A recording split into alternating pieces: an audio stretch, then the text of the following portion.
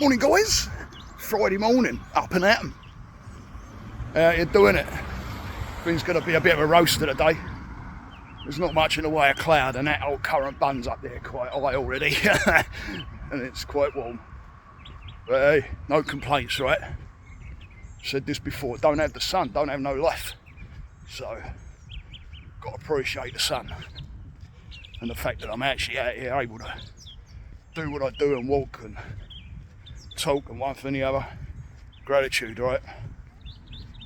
Which kind of brings me to my subject. I got given passed on a podcast by Machine Studios. Go and check those guys out. 30-year-old Grom sent it over, and it's a really, really good podcast. And it kind of got you really thinking. And the one thing that they were talking about was, you do everything for that one last time. And he's right. And he said that he had a friend with a kid. He ain't got no kids. Had a friend with a kid, and he told the friend, "You're gonna be picking your child up for one last time at some point." And the friend got a bit bent out of shape. Don't know why, but it's right, it's the truth. Maybe you got bent out of shape because, hey, that kind of stings a little bit. Because I know when I heard that, I started looking back and thinking, wow, I don't even remember the last time picking up my two kids. I used to throw them up on my shoulders and walk around stores and all kinds of stuff. Piggyback them, mainly on my shoulders, but you take things for granted, you don't think about it. You just do your thing. But the other thing, because I wanted to lead off the back of that a little bit, was have gratitude for what you have now. Because the time you realise what you got is when it ain't there, or when you get it taken away. You had it and it's taken away. I'll give you an example, a little story. When I went to England, the last time I was in England, I used to go back every year, without fail. I was always back every year. Every February, I'd go back to England and spend time. And when I went back last time, COVID was sniffing about. I remember before I left here in the US, I remember watching the bus come in from the airport after they picked up a bunch of English from the Wuhan area in China where they had been staying and that. And they was putting them up in a hotel and monitoring them and making sure they didn't spread this thing about. And it was just looked at really. It was just like, it'll be all right.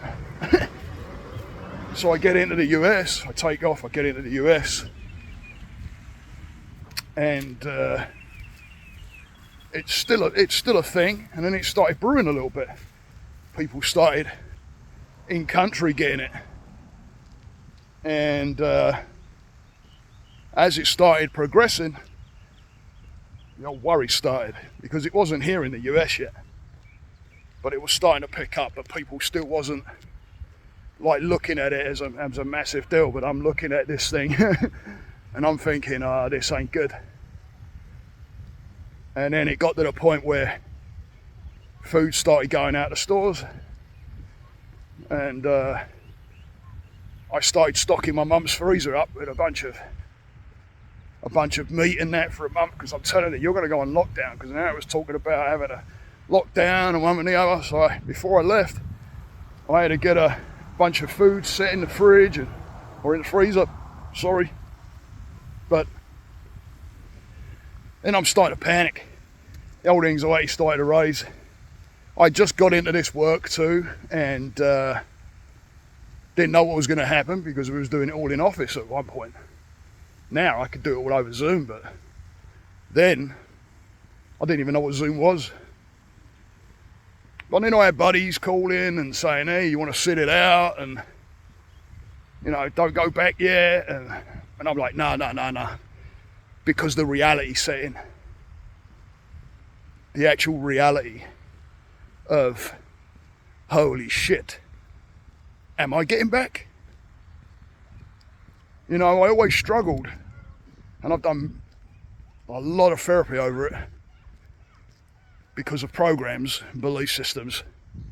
But I struggle with the fact that I think I was struggling, well I know now, but I didn't at the time, but with the fact that I was here. And this is my home, this is where I live.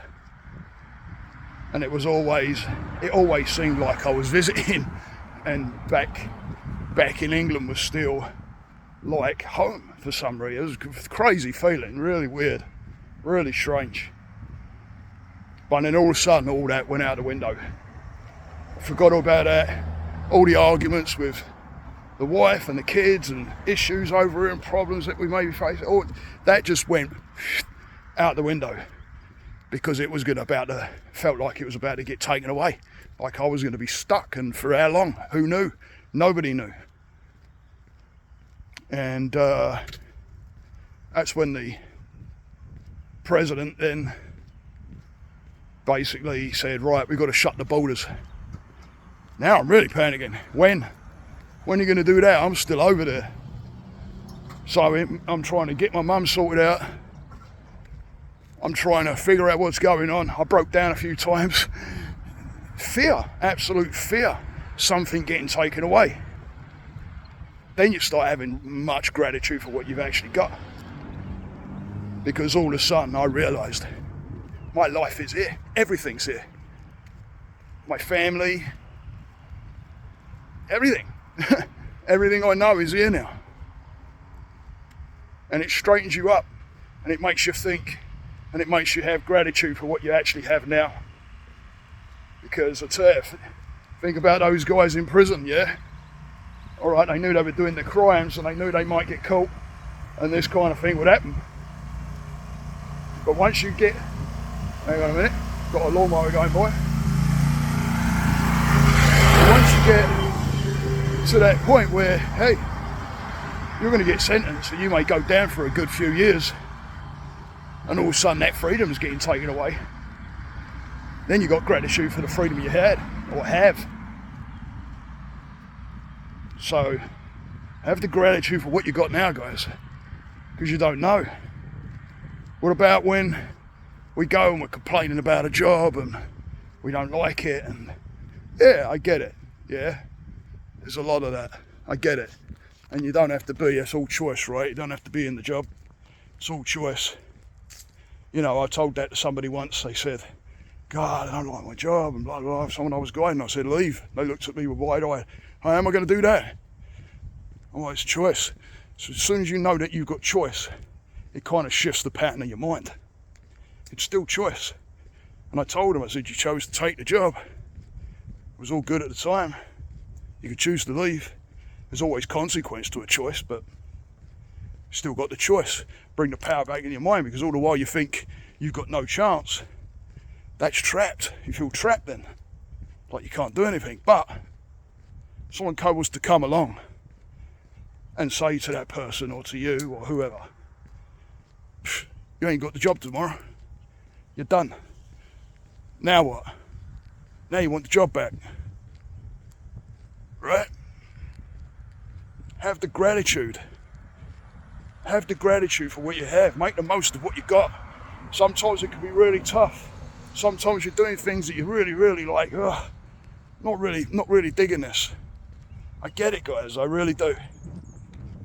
But I tell you, it makes you think when the things are gone. What about people that lose the use of a limb? Or all of a sudden they can't walk, or they can't see, or they go deaf? What about that?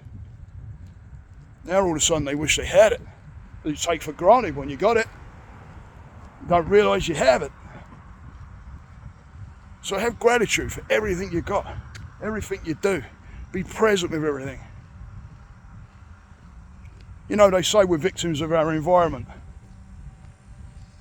It's not the environment that's the problem, it's your mind. It's what you're thinking about your environment that's the problem, not the environment. So have gratitude for your mind. Have gratitude for the fact that you can change this. Some people can't. Some people have damage to their mind. What about schizophrenics and people that really have lost that control? They can't do it without the help. You know, have gratitude, guys. Enjoy the weekend. Stay the course, guys. Namaste.